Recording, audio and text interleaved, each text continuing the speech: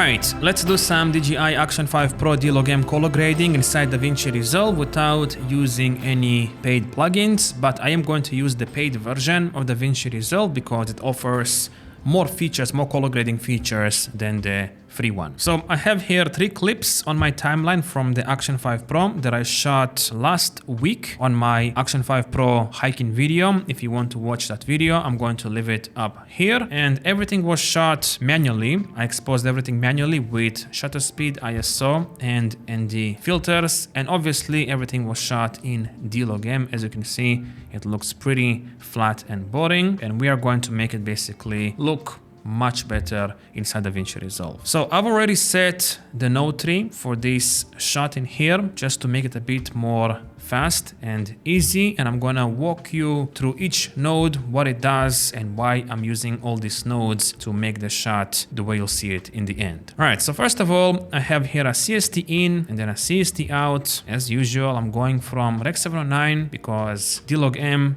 on the Action 5 Pro is not a true log profile, it's actually a Rec 709 profile. And I'm going to Davinci Wide Gamut Intermediate because it gives the best results. And for the CST out, I'm going from Davinci Wide Gamut Intermediate back to Rec 709, but this time Rec 709 Type A because I'm using a Mac display. All right, the first node is where I adjust the exposure if necessary. And here I can definitely slightly bring down the exposure. I'm going to use the HDR wheels for that. Let's bring it down like a little bit, maybe something like that. This is the before and after, very easy. Next, I'm going to add some contrast to the shot because it's pretty faded in my opinion. And the way I add contrast is always with the curves because I think it gives the most control. But if you are not that familiar on how to use the curves, you can use the contrast slider in here with the pivot, just to adjust the contrast exactly how you want, or you can just play around with the lift, gamma, and gain, and basically achieve the same results. But I'm going to use the curves because this is my preferred method. So first of all, I'm going to enable editable splines here just to make the transition between the shadows and highlights more gradual. And then I'm going to increase the shadows because I prefer my shadows to be slightly faded. And I'm going to decrease the highlights also to compress them to make them look a bit more faded and cinematic, if you will. But because the image now looks very flat, I'm going to add some contrast back by pushing this down and then bringing this up and basically play around with these points in here to achieve the look that I exactly want. This is the before and after, before and after. As you can see, I added a lot of contrast, but the blacks are not crashed in any way. If I was here, if I set my black point here, as you can see, we have now no information in the shadows, but by raising this slightly up, I still get a lot of contrast back, but the image is not crashed. I mean, the shadows are not crashed. I still retain some information in the darkest parts of the frame. All right, the next node is where I adjust the white balance. And I have recently discovered this new method to adjust the white balance by Colin Kelly, where he basically sets the node gamma to linear and only uses the gain wheel to adjust the white balance. And I think this way is the best way to adjust the white balance with any camera, at least with the cameras that I've tried, because it works in a much more gradual way than the offset wheel or the temperature and tint sliders or anything else I've tried. So let me show you exactly how it works. I think this image is pretty well balanced, but there is a slight red shift from the ND filters that I've used and also slight warm shift. So all I'm going to do to compensate is reduce the red a little bit, something like that, and increase the blue. That's it. Before and after, before and after. All right, next I have here this log node, which I'm going to use later on. And here I basically use the log wheels to compensate for the colors that I'm going to later introduce in the video. All right, next is the saturation node where I add some saturation, and I always use the color slice to add some saturation because it adds saturation without affecting the contrast or the exposure. As you can see, it just adds color to the image without doing anything to the exposure or the contrast. I'm gonna set it about 1.3 maybe like 1.35. This is the before and after, before and after. Actually, it's a bit too saturated to me. 1.3 looks good. Next is my skin node, where I adjust the skin tones if necessary. Let me go here, zoom at my skin. I think it looks actually pretty good. I'm gonna open the vector scope in here, select the qualifier, and I think I'm okay. I mean, maybe a bit too red. I can go to the color slice page in here, select the red tones, slightly push it towards orange. And now maybe it looks a bit better. I'm not really sure. Let me see, before and after.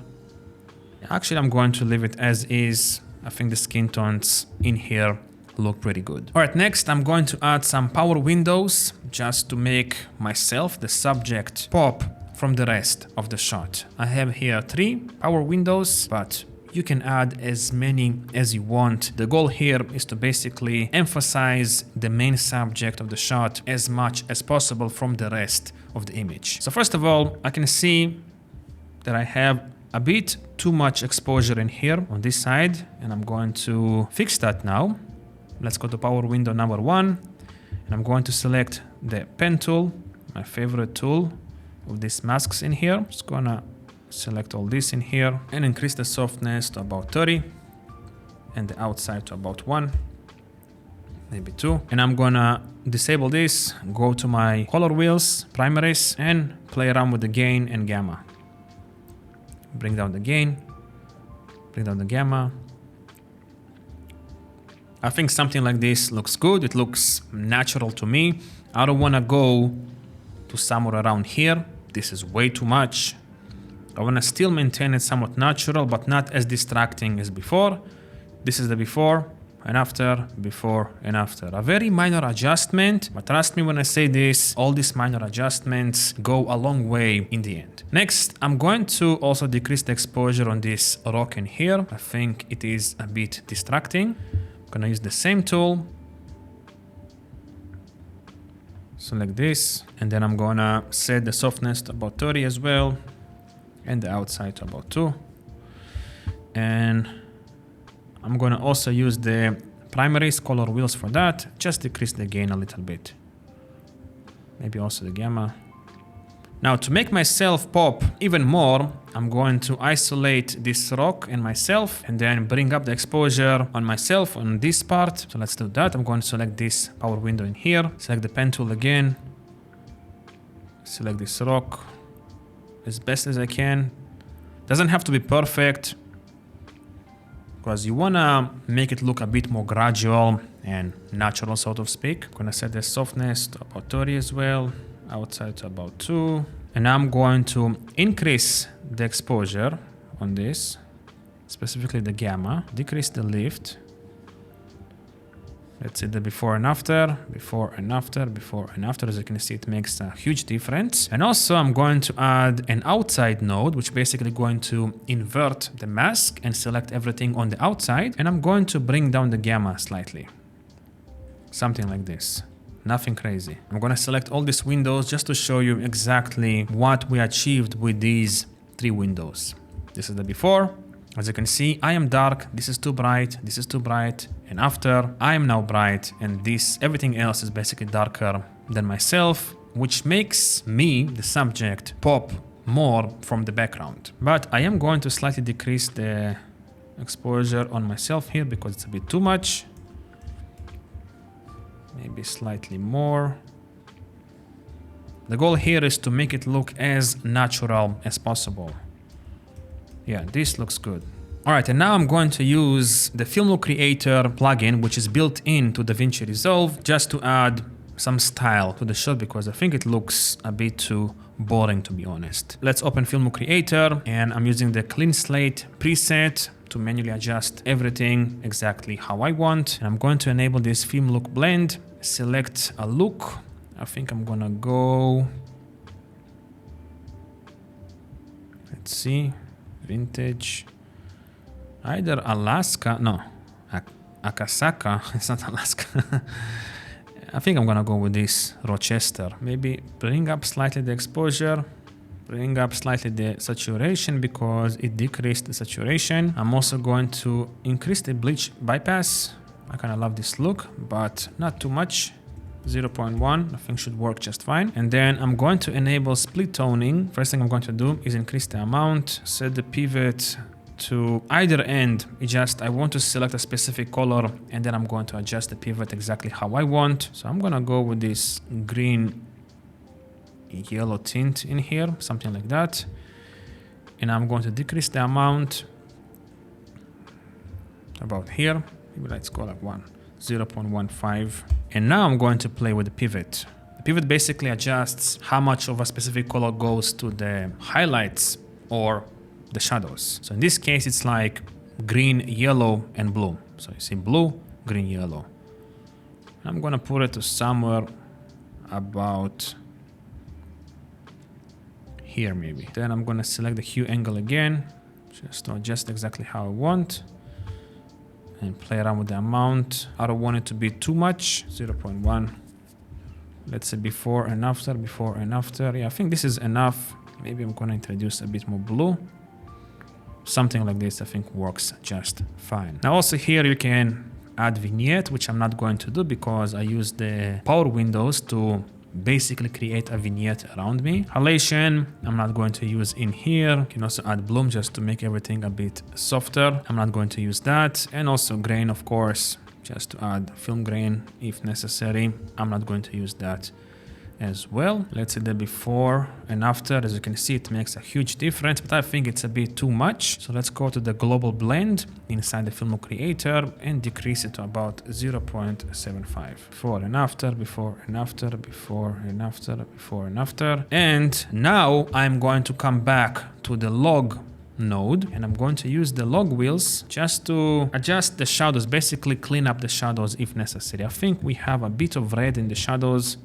So I'm just going to remove the red a bit. Let's see. Before and after. Yeah, this looks a bit better. Maybe I'm also going to reduce slightly the blue. No, I'm not going to touch the blue. Just the red. Before and after, before and after. Let me zoom in here so you can see the results a bit better.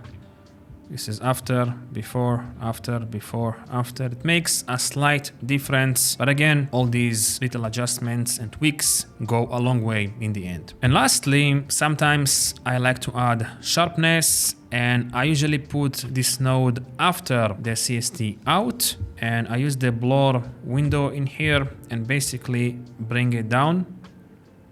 Usually to about 0.48, just to add some sharpness. Let me zoom in here. This is the before and after, before and after. Actually, it's a bit too much. I'm gonna do 0.49. Before, after, before, after, before, after. A very minor tweak, but if you want to make the shot a bit sharper, you can use this tool. All right, so let's go node by node. What I've done to make this shot look like this. This is the before and after. Before and after, as you can see, a huge difference. First of all, CST in, CST out. Very simple. Then I adjusted the exposure with the HDR wheels, before and after. Then I added some contrast with the curves. I brought up the shadows, compressed the highlights, and basically added an S-curve between the shadows and highlights. Before and after, before and after. Next, I adjusted the white balance by setting this node gamma to linear and playing with the gain wheel in here. And this is the before and after, before and after. Next, I used the log wheels in here just to clean up the shadows. Then I added some saturation with color slice because it adds color without affecting the exposure or contrast. Then I added some windows to isolate myself from the background a bit more. This is window number 1 or number 2. This is number 1. And this is number 3. And this is number 4. Then I added the Film Creator plugin, which is built into Davinci Resolve to add a look to the shot. And I also added some sharpness just to make the shot a bit sharper.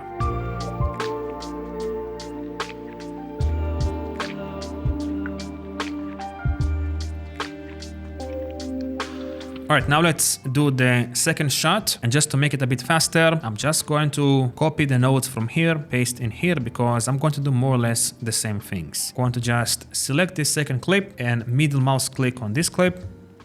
I'm going to reset the power windows because I'm going to readjust them myself. And honestly, this shot already looks pretty good as is. I don't really have to do much of stuff in here to make it look better. I'm just going to increase the contrast here because it's a bit too bright. Slightly decrease the exposure even more. About something like this. Take my power window 1, open like a circular window, increase it in size, increase the outside, the fade. I think this part is a bit too bright. Go to the color wheels, primaries, reduce the gain, do something like this. So before and after, before and after. I'm also going to add another window around here, which is where I am. I'm going to invert the selection and decrease the gamma, just to create a slight vignette around me. And maybe I'm going to add an outside node and increase the gamma. Gain and slightly decrease the lift, something like this. Let's see now, before and after, before and after. Feel like maybe I can decrease the gamma a bit more in here. Let me see that I'm not crashing anything in here. Everything looks great. And let's play around with a different look for the film creator. Akasaka, vintage. I think I'm gonna keep the same one. It looks great. Let's play around with the split toning here. I can increase it here a little bit. Play with the hue angle.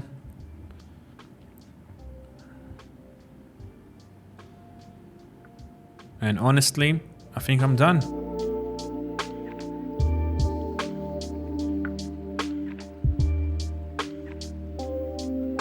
All right, let's get to shot number 3. Again, I'm going to paste the effects from here to here, close this and start tweaking everything. First of all, I'm going to reset the power windows in here, delete this outside node, disable this film creator. In here, I can definitely see that the white balance is off. So I'm going to go to my balance node in here and introduce some warmth to the shot and reduce the green and add some yellow, reduce the green. Just look how good it works. It's like incredible how accurate it looks. It looks exactly how I would adjust the white balance in camera. It's so simple, but it works so well. This is the before and after. Just look how natural it makes the image look. Where is me here? I'm gonna put myself in here. Before, too blue, too cold, too green. And now everything looks more natural. My skin looks more natural. The leaves, everything looks so much better and it's so simple to use. It's incredible. All right, here I'm actually going to bring back the exposure because it's a bit too dark, and then play around with the contrast. Increase the contrast, increase the shadows a bit.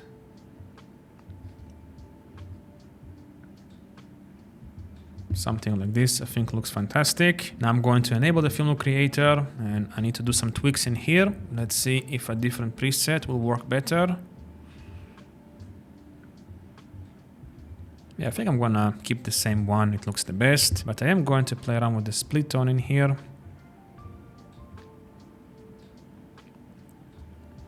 Let's make the image a bit more moody. Where's the teal color here? Then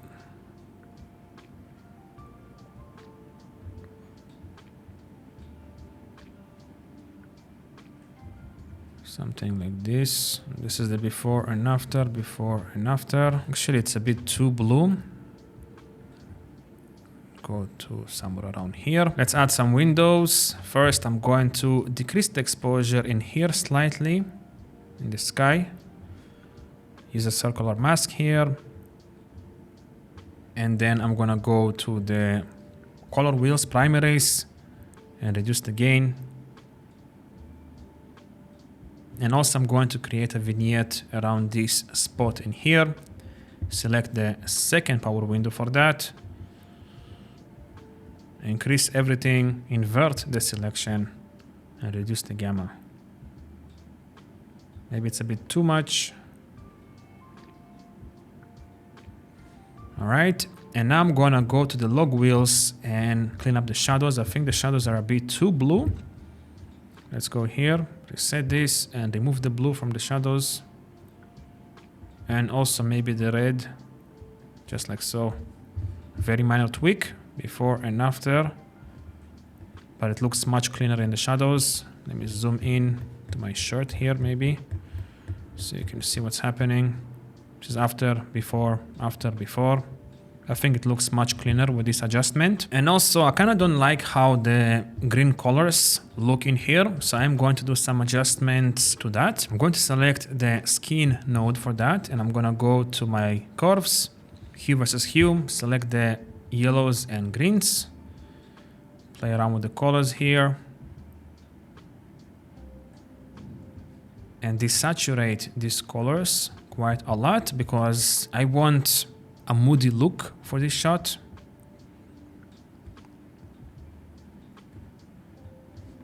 Come back to here, play with this a bit more, come back here again. Let me see how it looks. Yeah, I think this looks much better. Maybe also I'm gonna go to my hue versus luminance, which basically controls the exposure for the colors that you want. I'm going to decrease the exposure of the greens and also the yellows.